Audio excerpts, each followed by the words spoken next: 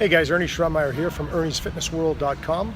I'm going to show you a series of exercises today that will help you to develop strength, stability, and endurance in the muscle groups that we've identified as the 5 essential muscle groups for vigorous activity. If you want to be able-bodied and pain-free later and longer in life, then you have to develop strength, stability, and endurance in these 5 muscle groups. Check out the video. The first 2 exercises that I'm going to be demonstrating here are for the rotator cuffs, and I'm using a light resistance band that you can see I'm attaching to a pole here. I'm stepping away from the band, keeping my arm tight against my body as much as possible. What I'm doing is just I'm rotating externally using a small or very light weight that's allowing me to do a lot of repetitions. I'm going to turn, after doing my number of reps, I'm going to turn the other direction, use the same hand, and now I'm coming in across my body. So this is called internal rotation. And both these moves are for the rotator cuffs, which help to provide stability for your shoulder. Next up, I'm grabbing a pair of light dumbbells, and this exercise I'm doing is called Scaption. It looks like I'm raising using my shoulders, but really what I'm doing is focusing on the muscles around my shoulder blades. And again, we've got the rotator cuffs that we're focusing on here, once again, to provide stability for the whole shoulder joint.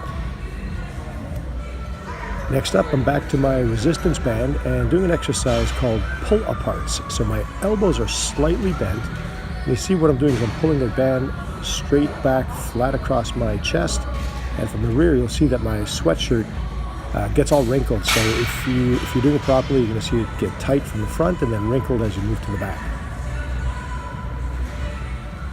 My favorite exercise for the muscle group known as transverse abdominis is what I call spider crawl. So I'm in a plank position and one leg at a time, bringing my knee up to my elbow, using the oblique muscle, so the abdominal muscles that come on the side.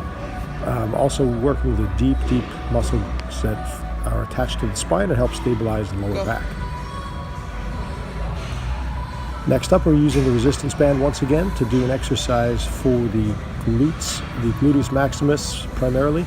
And the glutes, the largest muscles in the buttocks, they are really important in stabilizing the hip and providing strength and stability in the hips. Also, anything that provides that requires power and explosive movements from the lower body, really important here. Okay, so I'm down in an all fours position, holding the resistance band out to the front and then looping it or pushing it against it with my foot.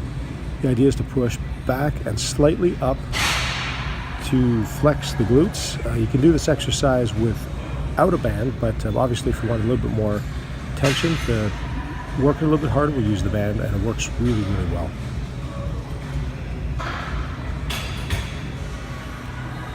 Finally, doing an exercise for the muscle group known as the Vastus Medialis obliquus. So the muscle group that's at the front and slightly to the inside of the thighs, just above the knee.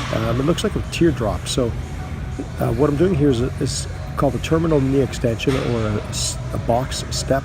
So I've got one foot on top of the box, the other one I'm lowering it to the floor, keeping my foot flat on the box on top, pushing through the heel and flexing that group of muscle called the Vastus Medialis. And really, really, really important for helping to stabilize the knee and to have proper function through the knee to prevent wear and tear and pain later in life.